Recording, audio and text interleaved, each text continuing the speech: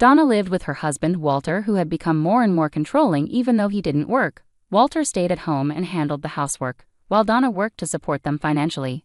Their arrangement was supposed to provide stability, but Walter's controlling behavior made Donna feel like her efforts didn't matter. One day, Walter, with a smug look on his face, announced that he was going to let his parents move into their house and suggested that Donna could live with her in-laws without even asking her opinion.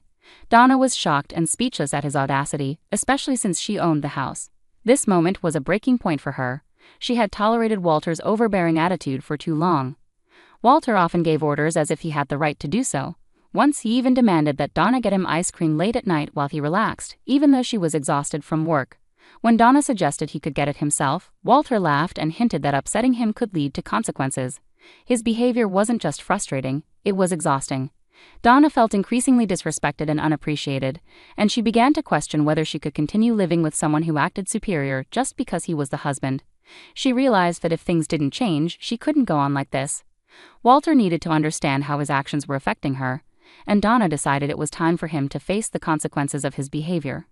At that moment, I realized that dealing with Walter on top of my already stressful job would push my stress levels to the limit. So I told him, "I'm really tired. I'm sorry, I'm going to rest in my room." Walter didn't like my response and blocked my way, challenging me, "Wait, what's with that attitude towards your husband? I could kick you out right now if I wanted to. Do you think it's okay to upset your spouse like that?" He looked furious.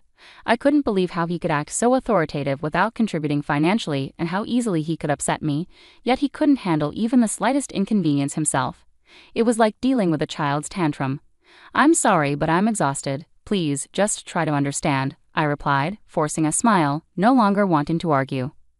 Walter sighed deeply and muttered, "You're such a disappointment as a wife." I didn't have the energy to argue, so I simply repeated, "I'm sorry," and retreated to my room. Day by day, Walter's overbearing behavior wore me down, but I was too exhausted to confront him. Then one day I caught a severe cold, which the doctor said was caused by stress. I was so sick that I couldn't move, so I took a day off from work and could only lie in bed. When I told Walter about my condition, he snapped, "A cold? That's just an excuse. Go to work. You're useless." His harsh words seemed to make my fever worse. He declared, "I won't be taking care of you. This is your mess, deal with it." So I was left alone in my room, moaning from the fever, with no one to help. I was too weak to prepare anything for myself and didn't want to face Walter again for fear of more verbal abuse. My temperature reached 100 degrees Fahrenheit, and the fever was so intense that my body was drenched in sweat. I couldn't even get up to change my soaked clothes. I lay there, thinking about how much easier things might be if I could just pass away. With these grim thoughts, I endured a painful night alone. Maybe it was the fever talking, but deep down, I knew something had to change. Throughout the night, as the sun disappeared and the stars took over the sky, a deep sense of loneliness and doubt overwhelmed me. I longed for Walter's support, not even to cure my fever, but just to bring me an ice pack, apply a cool compress, and ask if I was okay. Sadly, this was just a fantasy. Instead, the words I received from him were harsh and uncaring, cutting deep and stirring up new anxieties. I questioned why I was the only one suffering, wondering what I had done wrong and why things couldn't be smoother between us. Once these thoughts started, I couldn't hold back the tears. The pain was just too much. After 5 days of rest, my fever finally subsided enough for me to return to work. My colleagues and bosses expressed their concern, asking if I was truly okay to be back. Although I was still recovering, I felt I had to support our household financially and couldn't afford more time off. Their genuine concern touched me deeply, such a stark contrast to Walter's indifference, and it nearly brought me to tears again. At this point, a voice inside me screamed that I couldn't continue dealing with Walter's behavior. I was pushing myself too hard, ignoring the signs that this way of life was unsustainable. Deep down, I knew I couldn't keep going like this without eventually collapsing from the strain. By now my feelings for Walter had significantly faded, yet I didn't have the energy to think about separation. Amid these overwhelming emotions, I dragged myself through my days, working hard, returning home exhausted, and catering to Walter's unpredictable demands. This had become my daily routine. Then one day, while I was trying to find a moment of peace in my room, Walter called out, wanting to discuss something serious. It had been a long time since we had a real conversation. Typically, Walter would make big decisions on his own. With a heavy heart, I sat down for the discussion, fearing what might come next. To my shock, Walter, with unexpected enthusiasm, announced, "I'm going to let my parents live in this house. You can't even cook, so you need to leave." The first word that slipped out of my mouth was, "What?" He continued, "You need to leave because you're going to live with my in-laws." I was stunned, unable to believe his selfish demands. The situation had reached a breaking point, and I realized something had to change. As Walter continued, he revealed his plans to change the ownership of our house, transferring it to his name and his parents'. He bluntly stated his intentions to divorce me and start a new life, declaring that his decision was final, and that my opinion didn't matter. I felt utterly disregarded, my feelings trampled under decisions made without my consent. Walter, puffed up with his man-of-the-house ego, seemed only concerned with his own desires. My heart sank as I realized the impossibility of continuing life with him. Ignoring my growing detachment, Walter sneered, "You love me so much, don't you? I know this is shocking coming from a husband you love so dearly, but I'm sorry. I just want to take care of my family. Please understand." His words, meant to sound considerate, felt more like a scolding. I wanted to shout that he was wrong. Any affection I once felt for Walter had vanished, leaving only disbelief at his selfishness and regret for not ending things sooner. Why hadn't I left him earlier? If I had, maybe he wouldn't have had the chance to exploit and demean me so thoroughly. I even resented my past self for being too lenient with him. Seeing my visible distress, Walter misinterpreted my pain as lingering love, thinking I couldn't bear the thought of a divorce. But he was mistaken. My feelings for him had long since faded into nothing more than disdain for a man who wrongly believed I still cared. Determined to set things straight, I said firmly, "Fine, then I'll leave."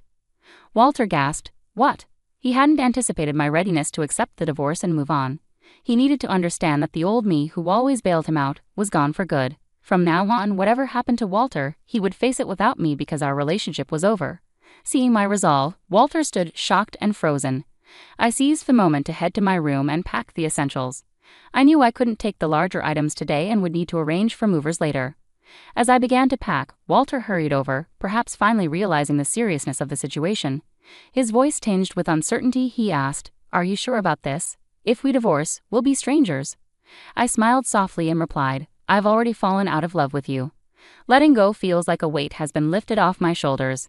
Hearing this, Walter stood there looking bewildered and lost. I nodded, thanked him for the years we had together, and walked out of the house. His worried expression lingered in my mind as I returned to my parents' home. When I explained everything to my parents, they were initially furious about Walter's behavior, but soon calmed down, reassured by my resolve and the plan I had in place. I began to recover at my parents' home, taking the first steps by initiating the divorce proceedings.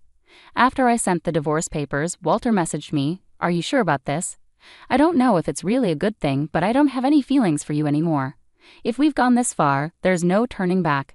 His message ended with a request to speed up the divorce. "I feel so much better now that you're gone, so fill out the divorce papers quickly," I replied, but received no response.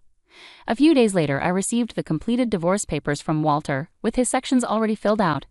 I'd promptly completed my part and submitted it to the county office. Now, Walter and I were officially divorced. During the divorce, we divided our assets. Walter received the house, as he had insisted, so I transferred ownership to him and chose to move on.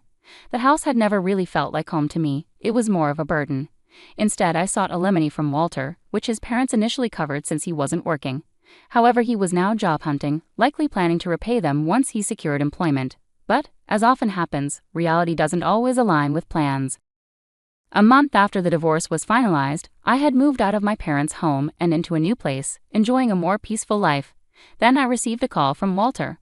Honestly, it was annoying.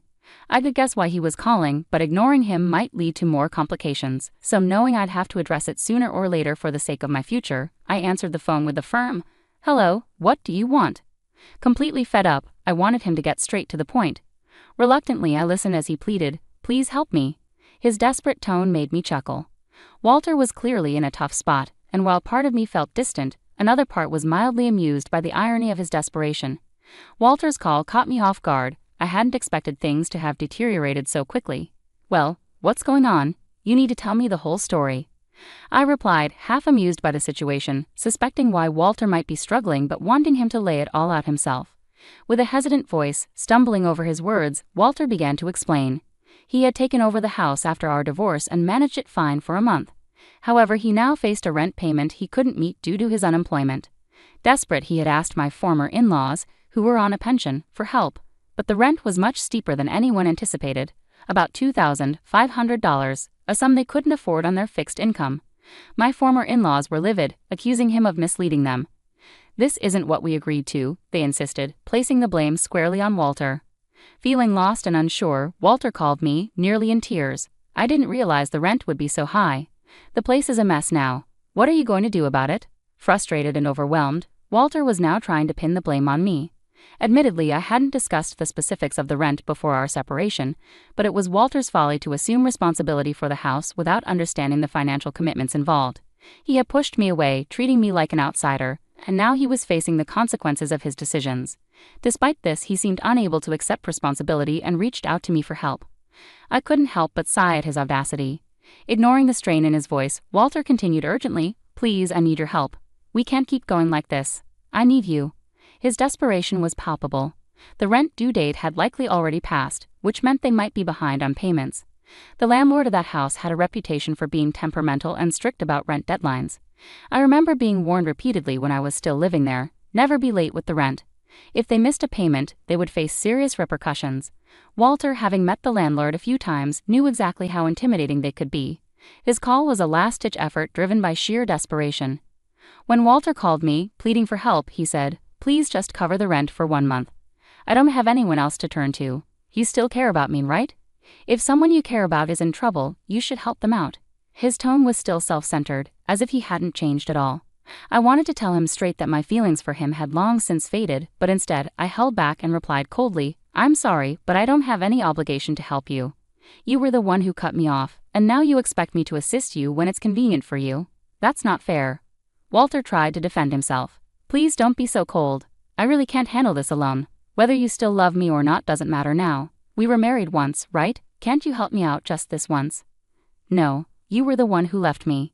Even before that, my feelings for you had already cooled. It's been a long time since I stopped loving you," I responded firmly. Hearing Walter's dejected voice on the other end, he said, "I can't believe it," which struck a chord deep within me. For so long I had endured everything, even when Walter was selfish, took me for granted or mistreated me, especially when I was sick. I stayed by his side, hoping to salvage our marriage. I worked tirelessly for the life we had, but this was the outcome. Why hadn't I left sooner when my love for him faded? Why didn't I distance myself earlier? These regrets flooded in, mingling with the anger I felt toward him. Walter never truly faced me, never showed real concern, never protected me, and never embraced the idea of navigating life together as a team. All this time, he treated me like a maid, a mere money-making machine. Each time he acted this way, he seemed oblivious to my suffering. Yet now, despite all this being a result of his actions, he came pleading for help as if he were the victim. His self-centered attitude was repelling. "Please help me. I'm begging you. What about getting married again? Let's start over properly this time." "I promise I'll never push you away again," Walter proposed desperately. I couldn't help but feel a mix of incredulity and annoyance. How could he think a simple plea for help could erase the years of neglect and misunderstanding? His desperation was evident, but so was the clarity of my decision not to fall back into the same pattern. I had moved on, and it was time for Walter to do the same. I chuckled bitterly at Walter's desperate suggestion. "Are you kidding me? All of this is the result of your actions. I've been trying to find peace in my way for a long time. I kept hoping you would face reality, and now you want me to start over with you, pretending none of that ever happened? Do you expect me to go back to those miserable days? That's never going to happen. I refuse to return to that life, no matter what." Emotions overwhelmed me, and tears started to flow. I couldn't tell if they were from anger or sadness. Walter remained silent on the other end, having nothing to say in response to my words. Unable to continue the conversation any longer, I simply said, "Goodbye," and hung up. Walter didn't call back, and to avoid hearing his voice ever again, I blocked his number. Later I heard from mutual friends that Walter and his family were evicted from their home. Walter had tried to persuade my former in-laws to cover his rent, but they were furious, refusing his request and further upsetting the landlord. With no other options, they were forced to leave. Walter hasn't had much luck finding a full-time job and is now working part-time to make ends meet. Meanwhile, my former in-laws had to sell their house and are now crammed into a rundown apartment, all three of them together. Meanwhile, I've been deeply focused on my work, and my boss has even discussed a promotion with me. There's a possibility I might become the first female manager in our company, and I've been receiving admiration from both colleagues and juniors. Sometimes friends inquire if I'm thinking about getting married again. Honestly, after my past experiences, I have a rather negative view of marriage. The idea of dating or marrying again doesn't appeal to me right now. But life is long and there's no rush. Many people in this generation live their entire lives happily unmarried. What matters most to me is living a life without regrets and staying true to myself. With that in mind, I want to continue navigating life at my own pace, embracing whatever comes my way with strength and independence.